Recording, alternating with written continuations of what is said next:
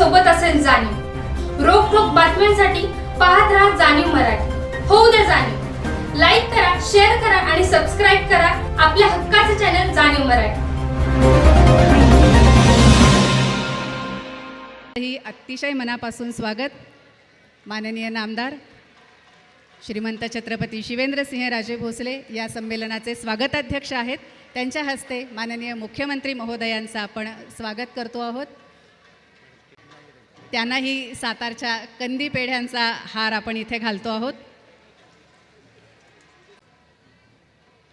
आपलं ही मनपूर्वक साहित्याच्या गाढ्या अभ्यासक संशोधक आज या संमेलनाच्या व्यासपीठावरती आहेत। दिल्लीमध्ये संपन्न झालेल्या 98व्या अखिल भारतीय मराठी साहित्य संमेलनाच्या अध्यक्षा माननीय डॉक्टर तारा भवाळकर,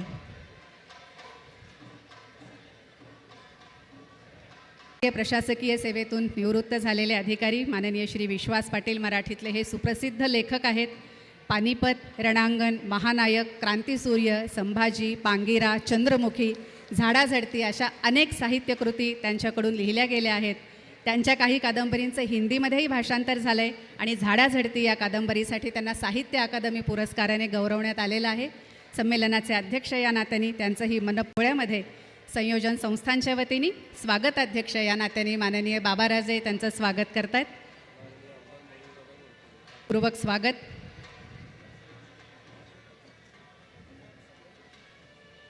मनोजदादा घोरपडे, आवताही सांस्कृतिक, औद्योगिक, शैक्षणिक क्षेत्रामध्ये जेव्हा केव्हा सातारा हाक देतो तेव्हा पहिली ओ कोण देत असेल तर ते कूपर कंपनी देते। याही संमेलनाला आपण संमेलन सौरभ करतो आहोत। शिक्षण क्षेत्रातलं ज्यांच्या कार्याचा संपूर्ण देशाला परिचय आहे, ज्येष्ठ तज्ज्ञ कुलपती आणि महाराष्ट्र साहित्य परिषदेच्या विश्वस्त मंडळाचे अध्यक्ष डॉक्टर शिवाजीराव कदम यांचंही कार्यक्रमामध्ये बाबाराजेंच्या हस्ते स्वागत। परांजपे ऑटोकास्टचे प्रसन्न परांजपे सर, आपण कृपया स्टेजवरती यावं। प्रसन्न परांजपे सर, परांजपे ऑटोकापासून स्वागत करते। समोर बसलेल्या सर्व वाचक श्रोत्यांचंही मनापासून स्वागत।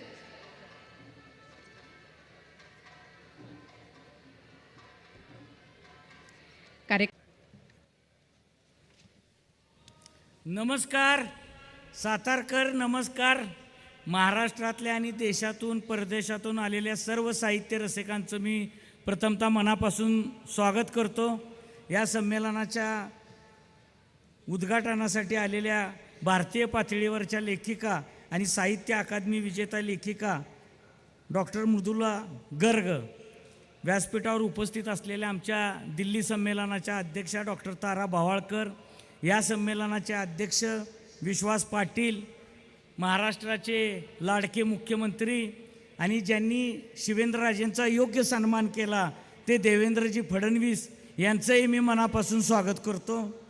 व्यासपीठावर उपस्थित असलेले नामदार जयकुमार गोरे, डॉक्टर शिवाजीराव कदम आणि व्यासपीठावर गुलाबी बोलणारे आणि युद्धाच्या प्रसंगात तानाजी मालुसरेसारखे लढणारे आमचे महामंडळाचे अध्यक्ष मिलिंद जोशी, झाशीच्या राणीसारखे आमच्या पाठीमागं उभी राहणाऱ्या सुनीता राजे पवार आणि माझी महाराष्ट्र साहित्य परिषदेची, मावळा फाउंडेशनची कार्यकारिणी, जनता सहकारी बँक, गुजराती अर्बन सोसायटीचे सर्व संचालक, कर्मचारी आणि व्यासपीठावर उपस्थित असलेले फरूक कुपर की जे ज्येष्ठ उद्योजक आहेत आणि ज्यांच्या दातृत्वामुळं आणि त्यांच्यासारख्या अनेकांच्या दातृत्वामुळे हे ऐतिहासिक आणि भव्य असं संमेलन उभं राहिलेलं आहे, त्यांच्याविषयी मी कृतज्ञता व्यक्त करतो। व्यासपीठावर जयकुमार गोरे आहेत, अतुल बाबा आहेत आणि मनोज दादा आहेत, त्या सगळ्यांचं मी स्वागत करतो। महत्त्वाचं म्हणजे मुख्यमंत्र्यांना मी पहिल्यांदा सांगू इच्छितो की सातारा जिल्ह्याचं प्रशासन हे सर्वोत्कृष्ट प्रशासन आहे। त्यांनी या संमेलनात जो पाठिंबा दिला तो न भूतो न भविष्यती असा पाठिंबा आहे। मी महामंडळावर सुद्धा काम करतो, त्यामुळे 12 संमेलनं मी व्यासपीठावरून आणि खालून बघितलेली आहेत।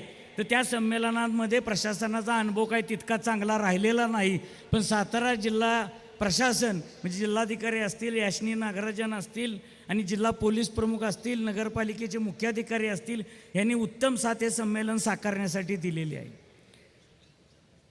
स्वर्गीय श्रीमंत छत्रपती अभयसिंहराजे भोसले यांनी 1993 मध्ये ह्याच मैदानावर 66वे अखिल भारतीय मराठी साहित्य संमेलन घेतलेलं होतं। या संमेलनाची प्रेरणासुद्धा अभयसिंहराजेंकडून मी घेतलेली आहे अभयसिंहराजेंनी ज्या दिमाखात संमेलन केलं त्याच दिमाखात साताऱ्यात संमेलन झालं पाहिजे अशी माझी भूमिका होती. महाराष्ट्र साहित्य परिषदेची शाहूपुरीची एक शाखा त्यासाठी मी स्थापन केली आणि एक शाखेचा अध्यक्ष ते महामंडळाचा कोषाध्यक्ष असा प्रवास माझा ह्या 15 वर्षामध्ये झालेला आहे. पण आज एका गिर्यारोहकाला जसं एव्हरेस्टवर पाऊल ठेवताना त्याच्या ज्या भावना असतात त्याच भावना माझ्या आज या अखिल भारतीय संमेलनाच्या व्यासपीठावरून बोलतानाच्या आहेत. म्हणजे एव्हरेस्ट सर केल्याची भावना आज माझ्या मनामध्ये आहे आणि ती भावना सगळ्या सातारकरांच्या मनामध्ये निश्चितपणे आहे. या संमेलनामध्ये आम्ही काही विक्रम केले. मुख्यमंत्री साहेबांना मी त्याची कल्पना दिलेली आहे की 99 वर्षाच्या संमेलनाच्या इतिहासात पिता पुत्र स्वागताध्यक्ष होण्याचा मान सातारा जिल्ह्याच्या नावावर आहे. 66चे अभयसिंहराजे आणि 99चे शिवेंद्रराजे. संमेलनाचं स्वप्न साकार होताना किंवा संमेलनाचं स्वप्न बघताना शिवेंद्रराजे जर माझ्या पाठीशी नसते तर हे स्वप्न बघण्याचं धाडससुद्धा मी करू शकलो नसतो, हे नम्रतापूर्वक मी सांगतो. शिवेंद्रराजेंनी गेल्या 15 वर्षामध्ये जो काय पाठिंबा साताऱ्यातील साहित्य चळवळ जिवंत करण्यासाठी दिला त्यांच्याविषयी कृतज्ञता व्यक्त करणं मी माझं कर्तव्य समजतो. शिवेंद्रराजेंनी जी काय ताकद दिली, जो काय पाठिंबा दिला, जो काय आशीर्वाद दिला, त्यामुळं साहित्य क्षेत्रामध्ये त्यांचा एक कार्यकर्ता मित्र म्हणून ती धुरा मी सांभाळली आणि साताऱ्याचं नाव आटकेपार नेण्याचा मी प्रयत्न केलेला आहे. शाहूपुरीच्या शाखेनं अनेक कामं हाती घेतली. अभिजात मराठीसाठी दिल्लीपर्यंत जाऊन आंदोलनं केली आणि मराठी भाषेला अभिजात भाषेचा दर्जा मिळवून देण्यामध्ये आम्ही यशस्वी ठरलो. शिवेंद्रराजे आणि मी सातत्याने मुख्यमंत्री देवेंद्रजींकडे पाठपुरावा करत होतो की साहेब मराठी भाषेला अभिजात भाषेचा दर्जा मिळाला पाहिजे. शिवेंद्रराजे हे एकमेव लोकप्रतिनिधी आहेत की ज्यांनी भाषेसाठी दिल्लीत जाऊन धरणे आंदोलन केलेलं आहे आणि शिवेंद्रराजेंच्या नावावर तो मान आहे. शिवाजी महाराजांनी मराठी राजभाषा कोश तयार करून मराठी भाषेची अभ्युदय घडवला असं लोकमान्य टिळकांनी म्हणलेलं आहे आणि तो अभ्युदयाचा वारसा खऱ्या अर्थानं शिवेंद्रराजे चालवतात. त्याचा सातारकर म्हणून मला आणि सातारा जिल्हावासियांना अभिमान आहे. एकूणच साहित्य संमेलन साताऱ्याचं भव्य दिव्य होईल. शतकपूर्व संमेलन असल्यामुळे 100 वर्षांच्या शीद फडणीसांच्या हस्ते बोधचिन्हाचं अनावरण केलेलं आहे. शतकपूर्व साहित्य संमेलनाचं गीत केलेलं आहे आणि लोकांना जी अपेक्षा होती की मराठी सारस्वतांचा हा जो काय मेळा आहे तो भव्य झाला पाहिजे, त्या पद्धतीनं हा भव्य करण्याचा मी प्रयत्न केलेला आहे आणि शिवेंद्रराजेंच्या आशीर्वादामुळं ते सगळं शक्य झालेलं आहे. समोर 10 संमेलनाचे अध्यक्ष, महामंडळाचे अध्यक्ष बसलेले आहेत आणि मी त्यांना मनापासून मानवंदना करतो की आपण सगळे या संमेलनाच्या समोर बसलेला आहात आणि आशीर्वाद देण्यासाठी इथं आलेला आहात. त्यामुळे तुमचंही मी मनापासून स्वागत करतो. 2-3 महत्त्वाच्या मागण्या मी करणार आहे. माझ्यासाठी वैयक्तिक मला काही नको, पण मराठी भाषेची गळचेपी कुठेही होता कामा नये आणि मला खात्री आहे की मुख्यमंत्री साहेब त्यासाठी आमच्या पाठीशी ठामपणे राहतील. दुसरी मागणी अशी आहे की संभाजीपुत्र थोरले शाहू महाराज यांच्यावर प्रचंड अन्याय झाला. भारतभर जे साम्राज्य मराठ्यांचं उभं झालं ते शाहू महाराजांच्या रूपानं उभं झालेलं आहे आणि शाहू महाराज नसते तर मराठ्यांच्या साम्राज्याचा विस्तार झाला नसता. सगळ्या मंत्रिमंडळाचा विरोध डावलून अत्यंत तरुण बाजीरावांना पेशवा नेमण्याचा निर्णय शाहू महाराजांनी घेतला आणि तो निर्णय जर त्यांनी घेतला नसता तर कदाचित बाजीरावसारखा योद्धा ह्या देशाला समजलासुद्धा नसता. त्यामुळे अटकेपार जे झेंडे गेले आपले मराठ्यांचे, आपण अटक ते कटक राज्य सांगतो ते फक्त शाहू महाराजांच्या कृपेमुळे सांगतो. हे सातारा शहरसुद्धा शाहू महाराजांनी वसवलेलं आहे. त्यामुळं शाहू महाराजांची सातारा, मुंबई आणि दिल्लीमध्ये अटकेपार साम्राज्य निर्माण करणारा राजा, स्वराज्य विस्तारक शाहू महाराज म्हणून त्यांची एक स्मारकं सरकारनं केली पाहिजेत. शाहू महाराजांवर एखादा चित्रपट तयार केली पाहिजे. शाहू महाराजांचं समग्र साहित्य पुढं यावं यासाठी त्यांच्या चरित्राचं खंडात्मक प्रकाशन केलं पाहिजे. आणि माझी मुख्यमंत्र्यांना हात जोडून विनंती आहे की हिंदी सक्तीचा विषय त्यांनी मागं घेतला पाहिजे आणि कुठल्याही परिस्थितीत साहित्य संस्थांमध्ये सरकारचा हस्तक्षेप असता कामा नये.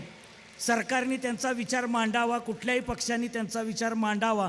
आम्ही शिवेंद्रराजेंचे मावळे आहोत, ह्याचा अर्थ मुख्यमंत्र्यांचेच मावळे आम्ही आहोत. पण शेवट जनमताचा कौल काय आहे ते ह्या व्यासपीठावरून सांगणं आवश्यक आहे. मी हे नम्रतापूर्वक सांगतो की सरकारनं न्यायव्यवस्थेचा सुद्धा हस्तक्षेप भाषेच्या प्रश्नावर करू नये ही माझी विनंती आहे त्यांना. आणि हे सगळं आम्ही बोलतोय ते सामूहिक बोलतोय. महाराष्ट्रातल्या मुंबई साहित्य संघात काय झालं, आज महाराष्ट्र साहित्य परिषदेत काय घडतंय हे सगळ्या जनतेला माहिती आहे. आणि त्यामुळं अशा साहित्य संस्थांमध्ये तुम्ही सरकार म्हणून लक्ष घालू नका ही आमची विनंती आहे. साहित्यिक कार्यकर्ते आणि साहित्य संस्था यांनी या संस्था उत्तम चालवलेल्या आहेत. 118 वर्षाचा इतिहास त्याच्या पाठीमागं आहे. मुख्यमंत्री साहेब, शिवेंद्रराजेंना तुम्ही मंत्रिमंडळात स्थान दिलं. आमच्या राजाला न्याय द्यायला उशीर झाला, पण तुम्ही योग्य पारख आमच्या राजाची केलेली आहे. त्याविषयी मी कृतज्ञता व्यक्त करतो आणि सगळ्यांविषयी कृतज्ञता व्यक्त करून माझं प्रास्ताविक थांबवतो. धन्यवाद. भारतीय मराठी आपल्या साहित्य संमेलनाचा आज उद्घाटनाचा दिवस.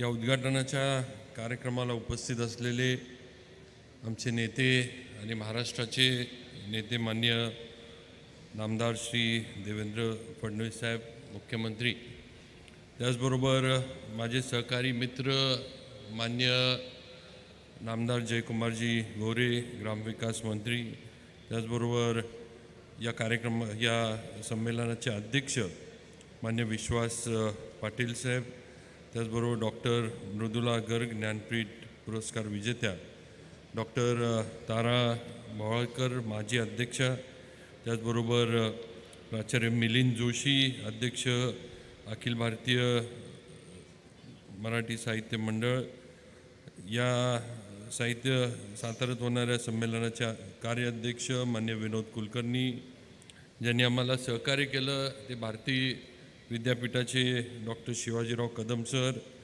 उपाध्यक्ष श्री गुरैया स्वामी, श्रीमती सुनीता राजे पवार, नंदकुमार सावंत, अध्यक्ष मसापा, त्याचबरोबर ज्यांनी आम्हाला फार मोठी ताकद दिली हे सर्व साहित्य संमेलन यशस्वी करण्यामध्ये, ते कुपरचे सर्वेसर्वा मान्य फरोक कुपर, विभागीय आयुक्त मान्य पुलकोंडवार साहेब, माझे सहकारी मित्र आमदार मान्य मनोजदादा घोरपडे, आमचे भारतीय जनता पार्टीचे जिल्ह्याचे अध्यक्ष मान्य श्री अतुलबाबा भोसले, त्याचबरोबर ज्या जिल्हा प्रशासनाचं कौतुक विनोदनं त्याच्या प्रास्ताविकात केलं आणि जे जिल्हा प्रशासनानं आम्हाला या संमेलनाच्याला जे सहकार्य केलं त्याचे जिल्ह्याचे प्रमुख मान्य संतोष पाटील साहेब, जिल्हा अधिकारी श्रीमती यास्नी नागराजन, CO ZP,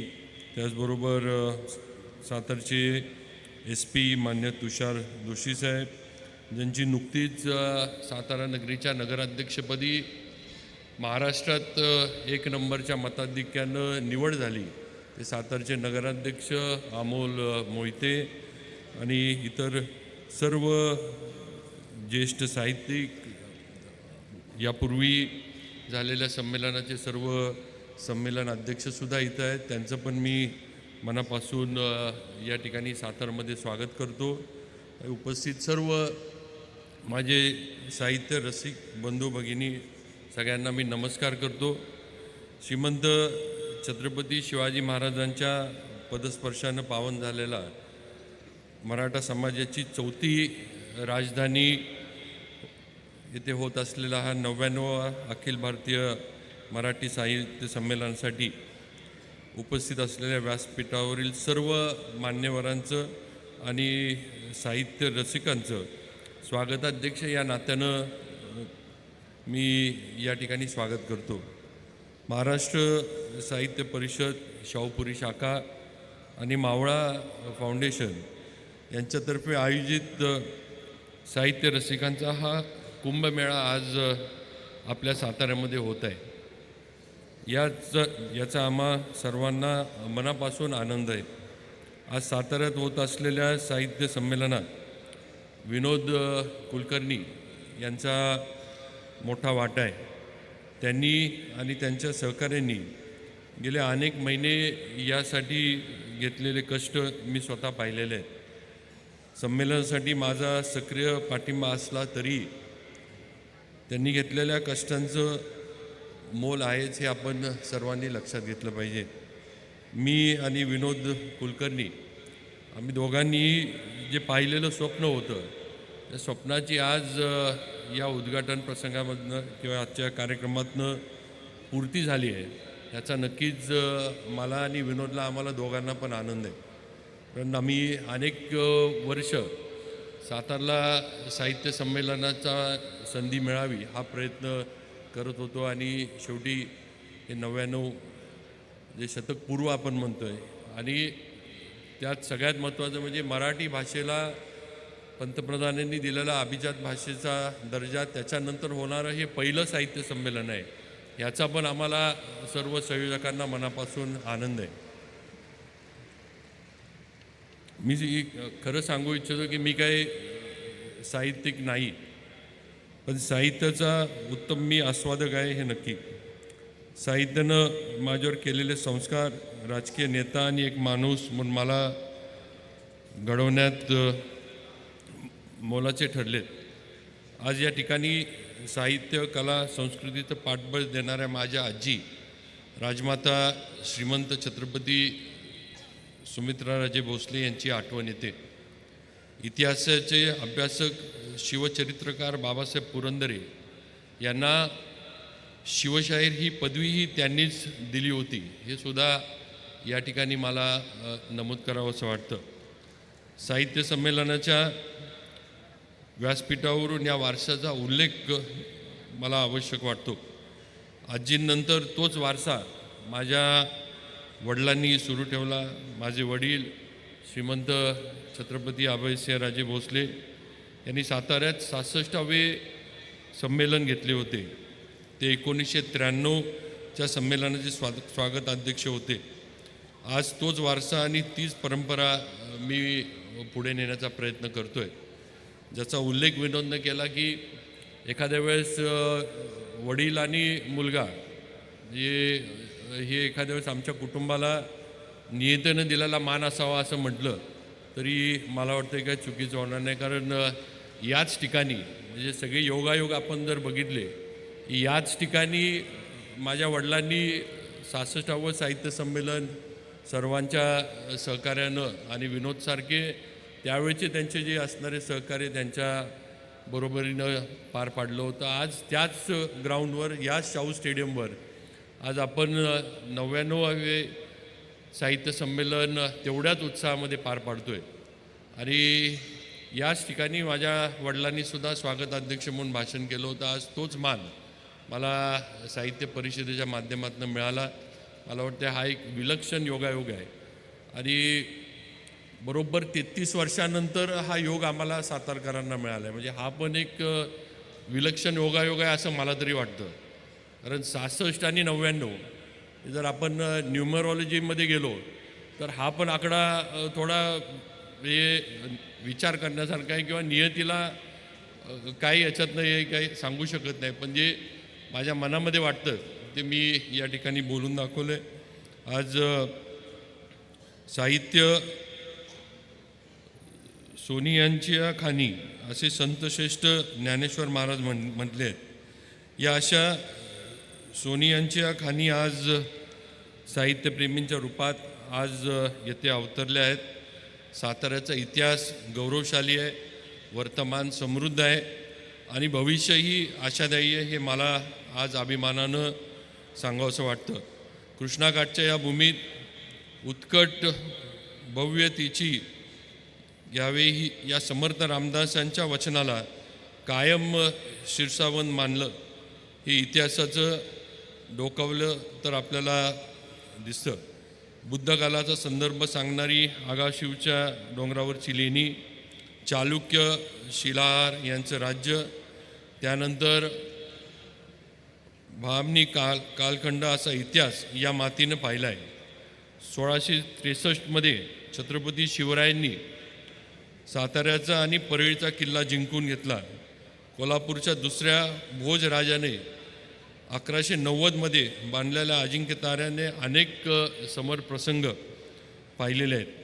शंभूराजे पुत्र थोरले छत्रपती शाहू प्रतापसिंह महाराज यांनी कारकीर्द यांची धगधगती ठरली. छत्रपती प्रतापसिंहांना न्याय मिळावा म्हणून राजाचा वकील रंगोबापूजी गुप्ते ते 14 वर्ष इंग्लंडमध्ये लढले. झाशीच्या राणीचे माहेर असलेले धावडशी देखील साताऱ्यातच आहे. त्या अर्थाने मराठेशाही, भारताचा स्वातंत्र्यलढा आणि त्यानंतर लष्करामध्ये भरती होणारे आजचे तरुण असा एक मोठा पट साताऱ्याने पाहिला आहे. प्रति सरकारचे क्रांतिसिंह नाना पाटील, किसनवीर, यशवंतराव चव्हाण, घोरपडे गुरुजी यांच्यासारखे अनेक जिद्द, त्याग, स्वाभिमानाचे दर्शन घडवले. मुघलांच्या काळात मराठी भाषेच्या अभ्युदयासाठी राज्य व्यवहार कोश करणाऱ्या शिवछत्रपतींनी भाषेसाठी केलेले काम हे मोलाचे ठरलं. त्यानंतर 16 भाषा अवगत असलेले संभाजी महाराजांनी भाषेबद्दलची आस्था कायम ठेवली. साताऱ्याच्या छत्रपती शाहू महाराजांनी सातत्यानं साहित्य संस्कृतीसाठी विस्तारासाठी प्रयत्न केले. मुघलांच्या सत्तेविरोधात सडेतोड प्रहार करणारे, चंचल मनाला उपदेश करणारे राष्ट्रसंत समर्थ रामदास यांचं आद्यस्मरण करणं हे अतिशय महत्त्वाचं आहे. शिक्षणाच्या क्षेत्रात महात्मा फुले, सावित्रीबाई फुले, कर्मवीर भाऊराव पाटील, बापूजी साळुंके यांच्यासारखे दिग्गज याच मातीतले. तर डॉक्टर बाबासाहेब आंबेडकरांचं सुरुवातीच्या टप्प्यातील शिक्षणही इथलंच. साहित्यिकांची मोठी परंपरा साताऱ्याला आहे. ना. ह. आपटे, यशवंत, मासी मर्डेकर, याशिवाय स्वामी केवलानंद सरस्वती, तर्कतीर्थ लक्ष्मणशास्त्री जोशी, भवानराव पंतप्रतिनिधी, महाकवी गदी Madgulkar, Venkatesh Madgulkar, Narubhau Limaye, Baba Maharaj Satarkar, doctor Sarojini Babar, barrister P G. Patil, Bal Kolhatkar, Narendra Dabholkar, प्राचार्य शिवाजीराव भोसले, डॉक्टर युमा पठाण, शाहीर फरांदे, यमुनाबाई वायकर, शंकर सारडा असे अनेक अभ्यासक, विचारवंत, साहित्यिक साताऱ्यानं दिले. साताऱ्याचा ऐतिहासिक, सामाजिक, साहित्यिक वारसा सविस्तर आढावा मी माझ्या छापील भाषणात घेतला आहे. मात्र अशा अनेक ज्ञात अज्ञात व्यक्तींचं स्मरण या व्यासपीठावरून करणं मला आवश्यक वाटतं. साताऱ्यात 1993 मध्ये 66वे संमेलन झाले. माझे वडील श्रीमंत अभयसिंहराजे त्याचे अध्यक्ष होते. त्यानंतर साताऱ्यात थंड झालेली साहित्य चळवळ 2011 महाराष्ट्र साहित्य परिषदेच्या शाहूपुरी शाखा सुरू झाल्यानंतर पुनर्जीवित झाली. 2014 सासवडमध्ये झालेल्या संमेलनात मी स्वतः उपस्थित राहिलो आणि महाराष्ट्र साहित्य परिषदेचे शाहूपुरी शाखेकडून संमेलनाचा प्रस्ताव आम्ही त्यावेळेला दिला होता. संमेलनाची जबाबदारी घेण्यासाठी आवश्यक पत्र मी तिथे सादर केले. त्यानंतर सातत्यानं 12 वर्ष संमेलनासाठी पाठपुरावा आम्ही सर्वजण करत होतो, पाठिंब्याची हमी देत होतो. मराठी भाषेला अभिजात भाषेचा दर्जा मिळावा यासाठी दिल्लीत मी, मिलिंद जोशी आणि विनोद कुलकर्णी यांनी मिळून आंदोलन केलं. भाषेसाठी आंदोलन करणारा बहुतेक म्हणजे मी अगदी अधिकारानं म्हणणार नाही, पण मी पहिलाच लोकप्रतिनिधी ठरलो असं म्हटलं तरी चुकीचं ठरणार नाही. मराठी भाषेच्या संवर्धनासाठी साताऱ्यात विविध कार्यक्रम आम्ही घेतले. माझा जिल्हा साहित्य संस्कृती क्षेत्रातील अजिंक्य ठरावा हीच धडपड या सगळ्यामागे आहे. केंद्र सरकारने मराठी भाषेला अभिजात दर्जा दिला. हा दर्जा मिळाल्यानंतर पहिलं महाराष्ट्रातील संमेलन साताऱ्यात होत आहे. ही देखील एक महत्त्वाची बाब आहे. मी या निर्णयाबद्दल देशाचे आदरणीय पंतप्रधान नरेंद्रजी मोदी, महाराष्ट्राचे लाडके मुख्यमंत्री आमचे नेते देवेंद्रजी फडणवीस यांच्यासह केंद्र सरकारमधील विविध मंत्री आणि राज्य मंत्रिमंडळातील माझे सर्व सहकारी यांचे मनपूर्वक आभार मानतो. साताऱ्याच्या साहित्यिक सांस्कृतिक विकासात साहित्य संमेलन झालं म्हणजे संपलं असं मुळीच नाही. संमेलन हा या वाटचालीतील पहिला टप्पा आहे. आता या पुढची वाटचाल ही अतिशय महत्त्वाची असणार आहे. सन 1993 साहित्य संमेलन झाल्यानंतर ही चळवळ वाढली नाही, मात्र यावेळी तसं घडणार नाही. साताऱ्याचे थोरले शाहू महाराज यांचा दैदिप्यमान कारकिर्दीला इतिहासात योग्य असा न्याय मिळाला नाही असे माझेही मत आहे. त्यांचा ऐतिहासिक कामगिरी आणि त्याची माहिती जनसामान्यात पोचवण्याचं साहित्यिकांचं आपण सर्वांनी मिळून प्रयत्न करूया.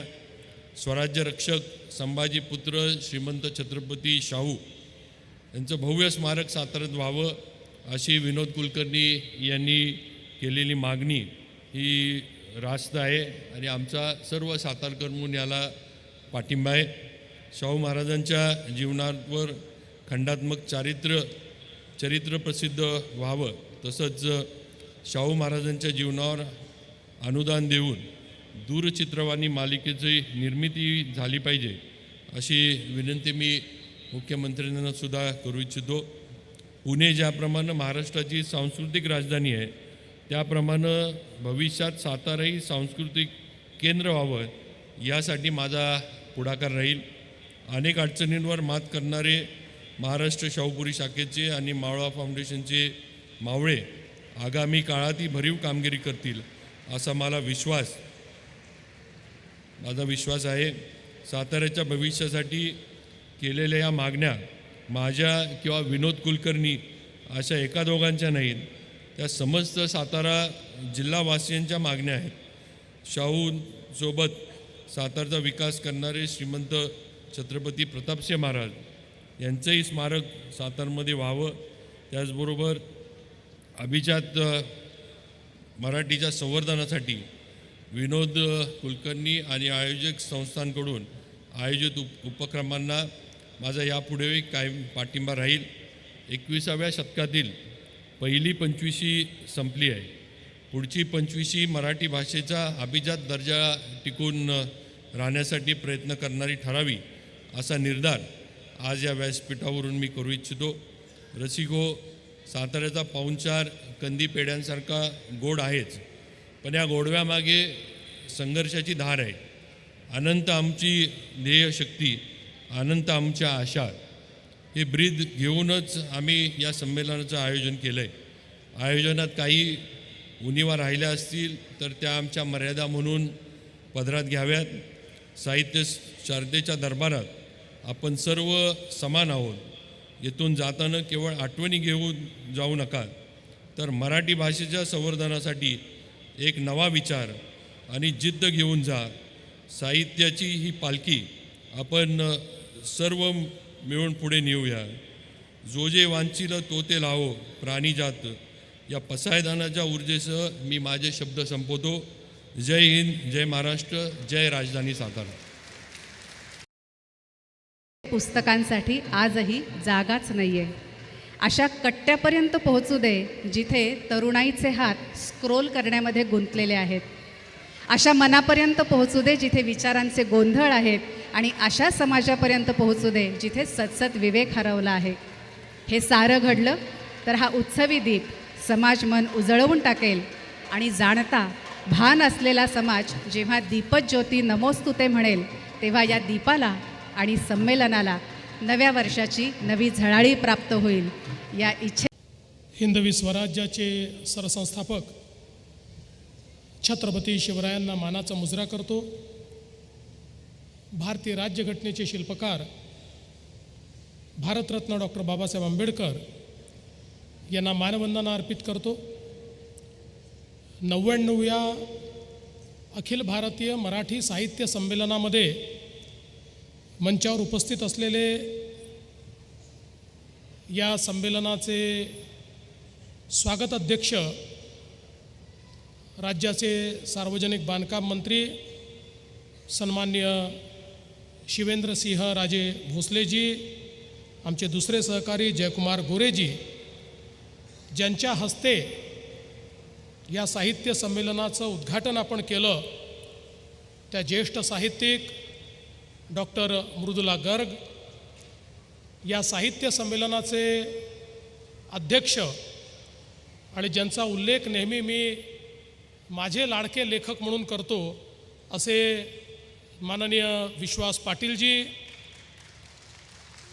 ज्यांनी आत्ताच आपल्याला मार्गदर्शन केलं, त्या 98व्या अखिल भारतीय मराठी साहित्य संमेलनाच्या अध्यक्षा डॉक्टर ताराबाई भवाळकर, मंचावर उपस्थित आमदार अतुलबाबा भोसले, आमदार मनोज घोरपडे, नगराध्यक्ष अमोल मोहिते, प्राध्यापक मिलिंद जोशी, श्री विनोद कुलकर्णी, श्री शिवाजीराव कदम, श्री गुरैया रेस्वामी, श्रीमती सुनीता राजे पवार, श्री नंदकुमार सावंत, श्री फारूक कुपर, श्री पलकुंडवार, श्री संतोष पाटील, श्रीमती याशनी नागराजन, श्री तुषार दोशी, श्री धैर्यशील कदम, मंचावरील सर्व मान्यवर आणि या ठिकाणी उपस्थित सर्व अतिशय रसिक असलेल्या मराठी भाषेवर प्रेम करणाऱ्या माझ्या सर्व माता भगिनी आणि बंधूंनो,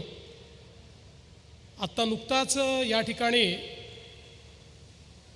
मावळत्या संमेलन अध्यक्षांनी नवीन अध्यक्षांना पदभार दिला. किती चांगला हा कार्यक्रम झाला. त्यांनी यांच्या हाती राज्य सोपवलं, यांनी ते स्वीकारलं, सगळ्यांनी टाळ्या वाजवल्या. असंच जर राजकारणातही होऊ शकलं तर किती चांगलं होईल. पण ठीक आहे, मला असं वाटतं की किमान साहित्य क्षेत्रात हे अजून होत आहे, हे असंच होत राहावं ही खऱ्या अर्थानं माझी अपेक्षा आहे. आज साहित्याच्या या महाकुंभामध्ये सर्व सारस्वतांना या ठिकाणी मी प्रणाम करतो. छत्रपती शिवरायांच्या आशीर्वादाने स्वराज्याची भूमी असलेल्या या सातारा नगरीमध्ये हे साहित्य संमेलन होतं आहे, ही खरोखर अतिशय आनंदाची गोष्ट आहे. आपण सर्व लोक साहित्याचे सेवेकरी आहोत आणि हा सेवेचा भाग खऱ्या अर्थानं या साहित्य संमेलनाच्या निमित्ताने पुन्हा एकदा उजळून निघतो आणि आपल्या सर्वांना ही सेवा अविरत चालली पाहिजे अशा प्रकारची प्रेरणा ही या निमित्ताने आपल्याला पाहायला मिळते. खरं म्हणजे सातारा केवळ भौगोलिक प्रदेश नाही आहे, हा संगमाचा देखील प्रदेश आहे. हरिपूरला वारणा आणि कृष्णेचा संगम होतो आणि योगायोग काय बघा, वारणा काठचे विश्वास पाटील हे या साहित्य संमेलनाचे अध्यक्ष झाले आणि त्यांना अध्यक्षाचा भार हा कृष्णा काठच्या ताराबाई भवाळकरांनी दिला. हा देखील एक अनोखा संगम आपल्याला या साहित्य संमेलनाच्या निमित्ताने या ठिकाणी पाहायला मिळाला.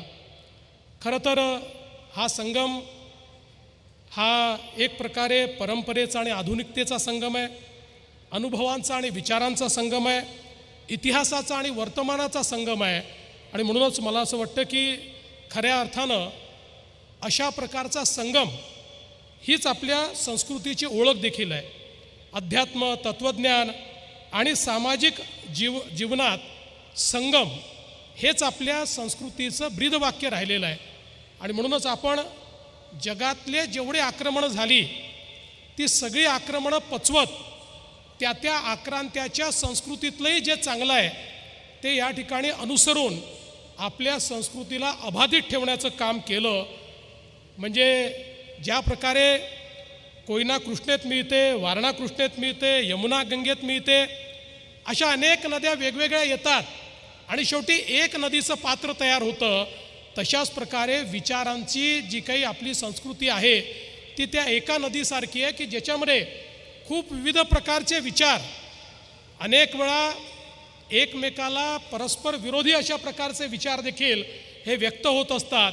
पण या सगळ्या विचाराच्या मंथनातून एक नदीचा असा प्रवाह तयार होतो की जो संस्कृती म्हणून, साहित्य म्हणून आपल्या जाणीवा समृद्ध करतो, जो साहित्य आणि संस्कृती म्हणून आपल्या विचारांना प्रगल्भ करतो. आणि म्हणूनच मला असं वाटतं की ही जी परंपरा आपल्या मराठी साहित्याने, साहित्य संमेलनाने, मराठी भाषेंनी, मराठी भाषेतल्या सारस्वतांनी जपलेली आहे ती अत्यंत महत्त्वाची आहे, हे मात्र या ठिकाणी मला सांगितलं पाहिजे. साताऱ्याने सर्वाधिक म्हणजे 6 साहित्य संमेलनं भरवली आणि सर्वाधिक साहित्य संमेलनाचे अध्यक्ष देखील साताऱ्याने दिले. जवळपास मी ज्यावेळेस माहिती घेत होतो त्यावेळी 17 अध्यक्ष हे साताऱ्याने या ठिकाणी दिलेले आहेत. म्हणजे विक्रमही आहे आणि पराक्रमही आहे. आणि एकदा दुर्गाबाई भागवत असं म्हणाल्या होत्या इथल्या साताऱ्याच्या साहित्य संमेलनात की आशय आणि विषय या दोन भिन्न गोष्टी आहेत. त्यामुळे एका अर्थानं विक्रम हा विषय आहे आणि पराक्रम हा आशय आहे. हे जर मी म्हटलं तर मला असं वाटतं ते चुकीचं होणार नाही. आणि खऱ्या अर्थानं साताऱ्याचा संबंध हा साहित्य संमेलनाशी अतिशय ऐतिहासिक अशा काळांमध्ये राहिलेला आहे. आपल्याला माहिती आहे 50 वर्षापूर्वी जेव्हा आणीबाणी लागली होती त्यावेळी याच साताऱ्यामध्ये साहित्य संमेलन झालं होतं आणि दुर्गाबाई भागवत त्याच्या अध्यक्ष होत्या. आणि त्यावेळी आणीबाणीची निंदा करणारा ठराव त्या ठिकाणी झाला होता. आणि दुर्गाबाईंचं जे वाक्य होतं, साहित्याला नियमबद्ध करणे नुसते हास्यास्पद नाही तर धोकादायक देखील आहे. आणि हे वाक्य त्यावेळेचं एक अत्यंत प्रमुख वाक्य झालं होतं. ती हेडलाईन झाली होती. आणि मला असं वाटतं की जोपर्यंत आपल्या लोकशाहीमध्ये ही गोष्ट आपण लक्षात ठेवू, विचारांची अभिव्यक्ती, विचारांचं स्वातंत्र्य, साहित्य, परस्पर विरोधी विचार या सगळ्यांच्या अभिव्यक्तीचं स्वातंत्र्य जोपर्यंत आपण लोकशाहीमध्ये अबाधित ठेवू तोपर्यंत कोणी किती संविधानावर खतरा आहे म्हटलं, संविधान खतऱ्यात आहे म्हटलं तरी देखील हे संविधान इतकं मजबूत आहे की काही होऊ शकत नाही. विचारांचं जे स्वातंत्र्य या संविधानाने दिलं आहे ते कोणीच कधी त्या ठिकाणी त्याची गळचेपी करू शकत नाही. ते अबाधितच राहणार आहे. हे देखील आपण सगळ्यांनी या ठिकाणी लक्षात ठेवलं पाहिजे. आणि म्हणून मला असं वाटतं की खऱ्या अर्थानं या साहित्य संमेलनाच्या माध्यमातून आपल्या मराठी भाषेचा विषय देखील अत्यंत महत्त्वाचा आहे. आणि या ठिकाणी जे मत व्यक्त झालं की केवळ मराठीला अभिजात भाषा जाहीर करून त्या ठिकाणी आपल्याला थांबता येणार नाही. आणि खरं आहे, पहिल्यांदा तर आपल्या सगळ्यांना हा आनंद आहे की अनेक वर्षाचा आपला संघर्ष हा देशाचे प्रधानमंत्री माननीय मोदीजींनी समजून घेतला. आणि मराठी भाषा जी अभिजात होतीच परंतु त्याला अभिजात म्हणून राजमान्यता हवी होती, ती राजमान्यता देण्याचं काम हे आपल्या या देशामध्ये झालं. आता एक काम झालं आहे, आता दुसरं काम आपलं बाकी आहे. या राजमान्यतेचा उपयोग करून आपल्याला या मराठीला लोकमान्यता देखील त्या ठिकाणी सर्व भारतामध्ये मिळवून द्यायची आहे. आणि त्या दृष्टीने मला अतिशय आनंद आहे की मागच्या काळामध्ये 2-4 महिन्यापूर्वी JNU सारख्या दिल्लीच्या प्रतिष्ठित विद्यापीठामध्ये मराठी अध्यासन सुरू करण्याची संधी मला मिळाली. आणि मराठी भाषा अभिजात झाल्यानंतर दिल्लीमध्ये त्या ठिकाणी मराठीचं अध्यासन आणि त्याचं जे स्वागत त्या ठिकाणी झालं ते पाहून देखील मला अतिशय आनंद झाला. खरं तर एक मुद्दा सातत्याने या ठिकाणी येतोय की भाषा सक्तीची कुठली. मी या राज्याचा मुख्यमंत्री म्हणून सांगतो, महाराष्ट्रामध्ये फक्त आणि फक्त मराठी सक्तीची, इतर कुठली भाषा सक्तीची नाही, फक्त आणि फक्त मराठी सक्तीची. हा आता या त्रिभाषा सूत्रामध्ये इतर कुठली भाषा शिकली पाहिजे त्या संदर्भातही आमची भूमिका होती की या संदर्भात सगळ्या भारतीय भाषा त्यातली जी तुम्हाला शिकायची आहे ती तुम्ही शिका. आता प्रश्न या ठिकाणी एवढाच निर्माण झाला की कुठल्या वर्गापासून शिकलं पाहिजे. आता एक आमच्या महाविकास आघाडीच्या सरकारमधला एक अहवाल आमच्याकडे आला. त्या अहवालावर त्यांनी काही कारवाई केली होती. त्यात पहिलीपासनं सक्तीची म्हटलं होतं, तेच आम्ही पुढे नेलं. पण त्याच्यानंतर अनेकांचं मत असं पडलं की पहिलीपासनं सक्तीची योग्य नाही. मग कधीपासनं करायची? सक्तीची तर करायचीच नाही, मग कधीपासनं करायचं? भाषा कधी शिकवायची?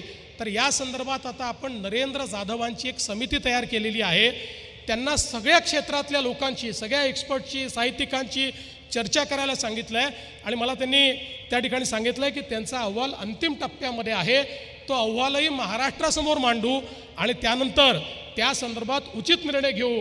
पण ही गोष्ट लक्षात ठेवा की महाराष्ट्रामध्ये सक्ती ही केवळ मराठीची असेल, इतर कुठल्याही गोष्टीची सक्ती नसेल. पण हे म्हणत असताना मला एका गोष्टीचं थोडं दुःख होतं, ते देखील मी मांडलं पाहिजे की एकीकडे आपण इंग्रजी, फ्रेंच, स्पॅनिश या परदेशी भाषांना पायघड्या घालतो. त्यांच्या संदर्भात मात्र आपली भूमिका अगदी स्वागताची असते, असली पाहिजे, काय हरकत नाही, आंतरराष्ट्रीय भाषा आहे. पण विदेशी भाषांना पायघड्या घालायच्या आणि इतर भारतीय भाषांना मात्र त्या ठिकाणी विरोध करायचा, ही देखील मला असं वाटतं वृत्ती योग्य नाही आहे. सर्व भाषांचा सन्मान झाला पाहिजे, स्वभाषेचा सन्मान अधिक झाला पाहिजे, मातृभाषा ही अधिक सन्मानित झाली पाहिजे. ही भूमिका खऱ्या अर्थानं आमची सरकारची भूमिका या निमित्ताने आहे आणि तीच भूमिका यापुढे देखील आमची असणार आहे. आणि म्हणून आपल्याला माहिती आहे, खरं म्हणजे आपल्या महाराष्ट्राचा जो आत्मा गोविंदग्रजांनी सांगितला आहे, राकट देशा कणखर देशा दगडांच्या देशा, नाजूक देशा कोमल देशा फुलांच्याही देशा, अशा प्रकारचा आपला महाराष्ट्र आहे की ज्या महाराष्ट्रामध्ये सर्व प्रकारच्या वृत्ती प्रवृत्ती विचार अशा सगळ्या गोष्टी या एकत्रितपणे नांदतात.